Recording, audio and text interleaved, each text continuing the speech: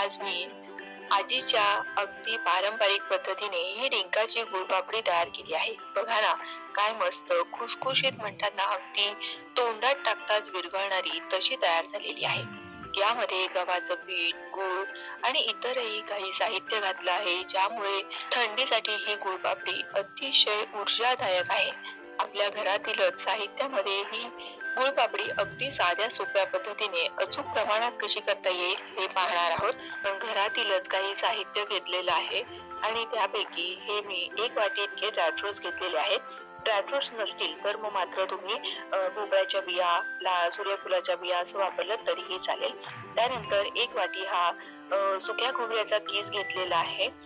तर मी खोबऱ्याची जी वाटी असते त्याचा पाठीचा काळपट भाग काढून घेतला आणि त्यानंतर त्याचे काप करून मिक्सरला फिरवून घेतलेला आहे. इथे मी 1 वाटी हे डिंक घेतलेलं आहे. डिंक आपल्या स्नायूंना मजबूती देतं, हाडांना बळकटी देतं आणि जे सांधेदुखी, कंबरदुखी यासारखे आजार कमी होतात. त्यानंतर अर्धी वाटी हे मी खारिकाची पावडर घेतलेली आहे. विकत मिळते तीच वापरलेली आहे. त्यानंतर 1 वाटी हे गव्हाचं पीठ घेतलेलं आहे. हलकासा दाब देऊन भरून घेतलेला आहे आणि 1 वाटी गूळ घेतलेला आहे. पण माझ्याकडे थोडासा गडद रंगाचा गूळ होता आणि थोडासा फिक्या रंगाचा, तर दोन्ही गूळ अशी मी एकत्रितपणे घेतलेली आहेत. त्यानंतर 1 वाटी हे साजूक तूप घ्यायचं आहे आणि थोडेसे पिस्त्याचे काप हे गार्निशिंगसाठी घेतलेले आहेत. आता आपण एक अशी जाड तळाची खोलगट कढई ठेवायची आहे. ही मी नुकताच एक नवीन कढई घेतली, तीच मी आज वापरणार आहे आणि अशी गोल तळाची घ्यायची आहे की जेणेकरून आपल्याला सगळे साहित्य व्यवस्थित भाजता येतात. आता घेतलेल्या तुपापैकी बरोबर अर्ध तूप मी आता इथे काढून घेणार आहे आणि हे तूप चांगलं गरम झालं की मग यामध्ये आपल्याला सर्वप्रथम डिंक दळून घ्यायचा आहे. डिंक हा आरोग्याच्या दृष्टीने अतिशय उत्तम आहे. थंडीमध्ये प्रत्येकाने आवर्जून डिंक हा खावाच. जसा बघा, डिंक चांगला फुलेपर्यंत आपल्याला तळून घ्यायचा आहे. तूप चांगलं तापलं की मग डिंक चांगला असा तळून घ्यायचा आहे. मध्यम आचेवर डिंक तळून घ्यायचा, म्हणजे तो करपत नाही आणि चांगला आतपर्यंत व्यवस्थित तळला जातो. सगळाच डिंक हा असा या पद्धतीने आपण तळून घेणार आहोत आणि एखाद्या भांड्यामध्ये काढून ठेवायचा आहे. आपल्याला या कढईमध्येच पुन्हा गव्हाचं पीठ व सगळाच डिंक मी हा तळून घेतलाय, पण त्यातला थोडासा डिंक मी असा गार्निशिंगसाठी काढून ठेवणार आहे आणि मग नंतर बाकीचा डिंक हा असा चांगला मॅश करून घ्यायचा किंवा मिक्सरमधून फिरवून घेतलात ना तरीही चालेल. आता हा डिंक असा मॅश करून तर घेतलेला आहे, पण बरोबरीने आपण घेतलेले जे अक्रोड आणि बदाम होते ते सुद्धा मी मिक्सरला असे फिरवून घेतलेले आहेत. आता डिंक तळल्यानंतर बघा थोडंसं तूप शिल्लक राहिलेलं होतं. त्यामध्येच आता आपण आधीचं जे आपण तूप अर्धी वाटी ठेवलं होतं ना ते ह्यामध्ये घालून घेणार आहोत. पुन्हा मी 1 चमचा हे थोडंसं बाजूला ठेवलेलं आहे, ते आपण नंतर वापरणार आहोत. आता ह्यामध्ये 1 वाटी हे गव्हाचं पीठ चांगलं आपल्याला भाजून घ्यायचं आहे. गव्हाचं पीठ भाजण्यासाठी साधारण 12 ते 15 मिनिटं लागतील, पण सतत मात्र असं हलवत राहायचं आहे, नाहीतर पीठ ना लगेच करपण्याची शक्यता असते. तळापासून सतत असं हलवत राहायचंय. जसं आपण हे पीठ भाजत जातं ना तसं याला थोडं थोडं तूप सुटायला लागतं. बघा, आधीपेक्षा हे असं ओलसर झालेलं आहे, पण अजूनही हे पीठ व्यवस्थित भाजलं नाहीये. आपण बेसनाच्या लाडूचं कसं खमंग असं पीठ भाजून घेतो की नाही, तसंच हे आपल्याला चांगलं खमंग असं भाजून घ्यायचं आहे आणि सतत असं तळापासून हलवत राहायचं आहे. त्याचा रंग छान असा बिस्किटासारखा बदामी झाला पाहिजे. बघा, आधीपेक्षा आणखी मिश्रण हे ना असं तूप यामधनं रिलीज झालं आहे आणि असं सैल झालेलं आहे. असं छान मस्त मिश्रण आपलं तयार झालं पाहिजे, पण अजूनही विशेषतः त्याचा रंग असा बदललेला नाहीये, तर आणखी हे पीठ भाजता येते. आता रंग बदलल्यानंतर यामध्ये जे आपण सुकं खोबऱ्याचं बारीक पूड करून ठेवली होती ती यामध्ये घालायची. कढई खूप गरम आहे, बरोबरीने पीठही चांगलं गरम झालेलं आहे. यामध्ये अगदी व्यवस्थित हे खोबरं भाजलं जातं. असं चांगलं हे परतून घ्यायचं आहे. साधारण 2 मिनिट खोबरं असं चांगलं परतून घ्यायचं आहे, म्हणजे बरेच दिवस गुळपापडी राहिली ना तरी सुद्धा खोबऱ्याला कोवट वास येत नाही. आता यामध्ये आपण जे ड्रायफ्रुट्सची पावडर करून ठेवली होती ना ती घातली. आपण बघा, आधी सुरुवातीला कुठलेही ड्रायफ्रुट्स किंवा काहीही भाजून तळून काहीही घेतलं नाही. या पद्धतीने केली ना तर झटपट आपली ही गुळपापडी तयार होते. फारसा असा वेळ लागत नाही. आधी तळून घ्या मग परत मिक्सरमध्ये फिरवा, याच्यापेक्षा हे आधीच जर तयारी करून ठेवली त्यानंतर या पद्धतीने भराभर आपल्याला करता येतं. आणि थोडंसं उरलेलं जे तूप होतं ते सुद्धा आता मला वाटलं इथे घालावंसं म्हणून मी घातलेलं आहे. म्हणजे एकंदर आपण 1 वाटी तूप यामध्ये घातलेलं आहे. ड्रायफ्रूट सुद्धा चांगले असे यामध्ये कुरकुरीत होतात. आणि नंतर मग आपल्याला ही खारीकची पावडर घालायची. खारीकची पावडर ना कधी कधी करपण्याची शक्यता असते, म्हणून मी ड्रायफ्रुट्स वगैरे भाजून झाल्यानंतर इथे खारीकची पावडर भाजून घेणार आहे.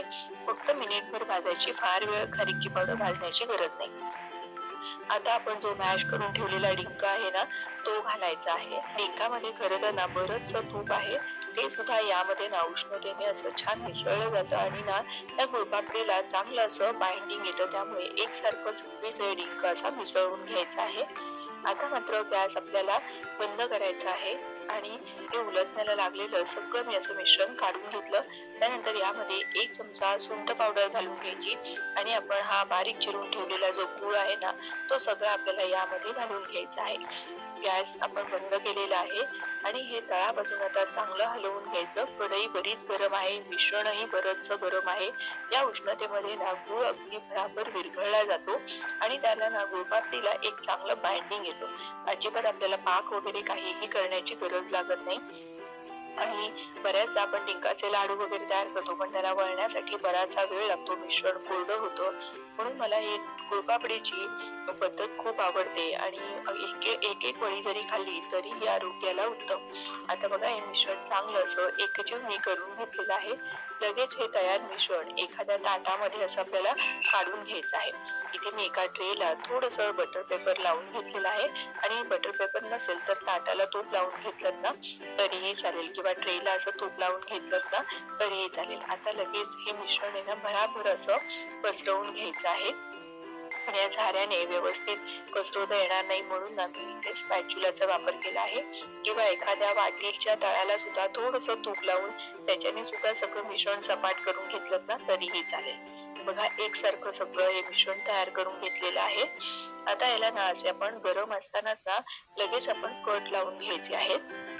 यामध्ये बरेचसे ड्रायफ्रूट आहेत, भरपूर डिंक आहे, खोबरं आहे, खारीक पावडर आहे. त्यामुळे ती वडी ना आपल्याला थोडंसं कापताना कठीण जाऊ शकतं, पण गरम गरम असतानाच वडी अशी कापून घ्यायची.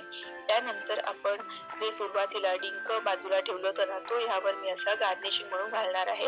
हे पूर्णपणे ऐच्छिक आहे, तुम्हाला घालायचं असेल असं तर घाला, नाही तर सगळं जरी तुम्ही आधी मिसळून घेतलं असतं ना तरीही चालेल. हे असं वरून दिसायला छान दिसतं म्हणून मी थोडासा डिंक वरून घातलेला आहे. आणि त्याचबरोबर हे पिस्त्याचे काप असे हे सुद्धा दिसायला आकर्षक दिसावं म्हणून फक्त निव्वळ वरून घातलेलं आहे. तुम्हाला याचं नसेल करायचं तर आतच आधीच घातले ना पिठामध्ये किंवा मिश्रणामध्ये तरीही चालेल. आणि हे वाटीने चांगले असे दाबून बसवायचे, म्हणजे काय होतं सगळे एकसारखे व्यवस्थित बसतात, निखळून पडत नाही. आता आपली ही डिंकाची गुळपापडी थोडा वेळ थंड होण्यासाठी अशीच आपल्याला बाजूला ठेवून द्यायची. आता जर वड्या काढल्या तर त्या तुटतील.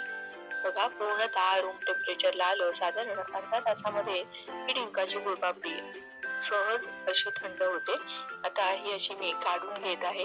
बघा सहज वड्या या सुटून येत आहेत. अगदी मस्त अशा अखंड आपल्या वड्या तयार झालेल्या आहेत. इथे आपण जरा सुद्धा पाक वगैरे काहीही केला नाही तरी सुद्धा अतिशय मस्त अशा खुसखुशीत या डिंकाच्या गुळपापड्या बनवून तयार झालेल्या आहेत. जर मुलं बऱ्याचदा डिंकाचा लाडू वगैरे खायला कंटाळा करतात तर त्यांना तुम्ही डब्यामध्ये ही अशी रोजची एक वडी देऊ शकता किंवा सकाळी सकाळी एक वडी खाल्ली, वरून दूध प्यायलं तरी सुद्धा त्यांच्या शरीरासाठी हे फायदेशीरच आहे. त्यामुळे या पद्धतीची ही डिंकाची गुळपापडी तुम्ही सुद्धा या थंडीमध्ये नक्की तयार करून पहा आणि तुमचा अनुभव माझ्यासोबत शेअर करा. तुम्हाला आजचा व्हिडिओ कसा वाटला, मी सांगितलेल्या टिप्स कशा वाटल्या हे मला कमेंट करून नक्की कळवा. तुम्हाला हा व्हिडिओ थोडा तरी उपयुक्त वाटला असेल तर प्लीज व्हिडिओला एक लाईक करा. तुमच्या मैत्रिणींना, नातेवाईकांना जास्तीत जास्त शेअर करा. पुन्हा लवकरच भेटूया अशाच एखाद्या छानशा रेसिपीसह. धन्यवाद.